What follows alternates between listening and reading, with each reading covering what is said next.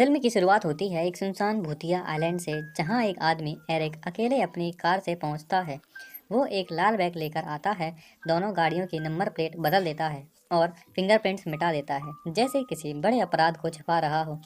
वो बीच किनारे बने हुए पुराने घर की ओर बढ़ता है और हाथ में बंदूक लिए वो घर की तलाशी लेने लगता है, लेकिन अंदर कोई नहीं होता।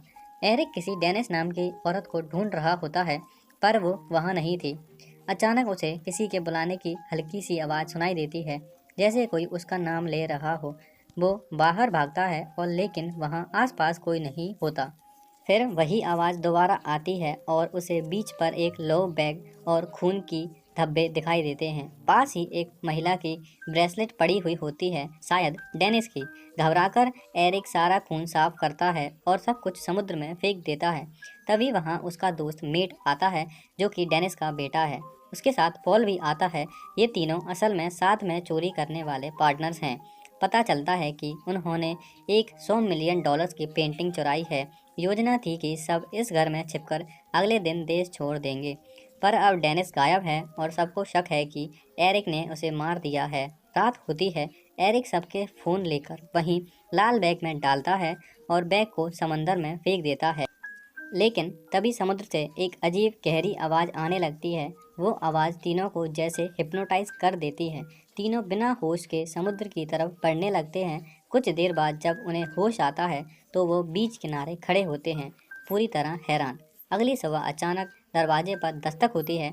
एक डरी हुई लड़की अंदर आती है और कहती है, हमें मदद चाहिए, हमारी नाव डूब चुकी है। उसके साथ दो और लड़कियां थीं, सब बहुत खूबसूरत और अजीब नामों वाली, जैसे किसी परी कथा की किरदार हों। एरिक झूठ बोलता है, हम यहाँ बैचलर्स पार्टी मनाने आए हैं। लड़कियाँ फ़ोन मांगती हैं, पर उसने कहा कि हमारे पास फ़ोन नहीं है। रात में खेल खेल में सब बातें करते हैं। एक लड़की खुद को प्रिंसेस बताती है तो दूसरी कुंफू चैंपियन निकलती है। वो मज़े करते करते हंसते हैं। तभी बिजली चली जाती है और वहीं समुद्र की आवाज़ दोबारा से आने लगती है, पहले से ज़्यादा डरावनी। एरिक बाहर जाकर जांच करता है कि एक लड़की उसके पीछे जाती है। समुद्र से वही आवाज़ फिर से आती है। एरिक का दिमाग फिर से हिप्नोटाइज होने लगता है। वो समुद्र की ओर बढ़ने लगता है, लेकिन तभी होश आता है कि उसे वहाँ खून और इंसानी शरीर के टुकड़े दिखते हैं। लड़की उस पर गुस्से से बंदूक तान देती है कि तूने मेरी दोस्त के साथ क्या किया।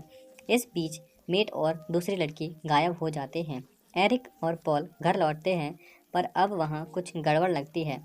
वो वही लाल बैग देखते हैं जो उन्होंने खुद समुद्र में फेंका था, लेकिन बैग अब घर के अंदर रखा था, सूखा हुआ और वैसा ही।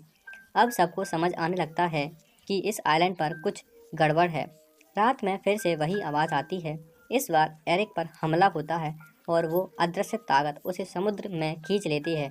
पॉल ये सब अपनी आंखों से देखता है और डर के मारे खुद को रस्सियों से घर में खंबे से बांध लेता है, ताकि आवाज़ उसे बहका ना सके। सुबह होती है और पॉल खुद को आज़ाद करता है, पर अब उसके सामने तीनों लड़कियां खड़ी थीं, समुद्र के बीचों बीच, गाना गाते हुए, उसे अपनी ओर बुलाते हुए। वो आवाज़ अब और भी मीठी थी और उसी में खोकर पॉल समुद्र में चला जाता है। वहाँ सच्चाई सामने आती है कि वो लड़कियाँ इंसान नहीं थीं, वो जलपरियाँ थीं, जो अपनी आवाज़ से लोगों को हिप्नोटाइज करके मार देती थीं। आखिरी सीन में हम देखते हैं कि डेनिस, जो कभी भी उस पेंटिंग की असली मालकिन नहीं थी, अब उसी पेंटिंग के अंदर कैद हो चुकी थी, क्योंकि वो पेंटिंग कोई आम साधारण पेंटिंग नहीं थी, बल्कि उन मरमेड्स का श्रापित द्वार थी, जहां हर इंसान अपनी लालच की सज़ा भुगतता है। और इसी के साथ हमारी ये फिल्म ख़त्म हो जाती है, एक खामोश समुद्र पर, जहां अब भी वो आवाज़ गूंज रही है, कम कम हेयर। आओ, अगर आप ऐसी मूवी देखना चाहते हैं तो सब्सक्राइब करें मूवीज़ 8 हिंदी।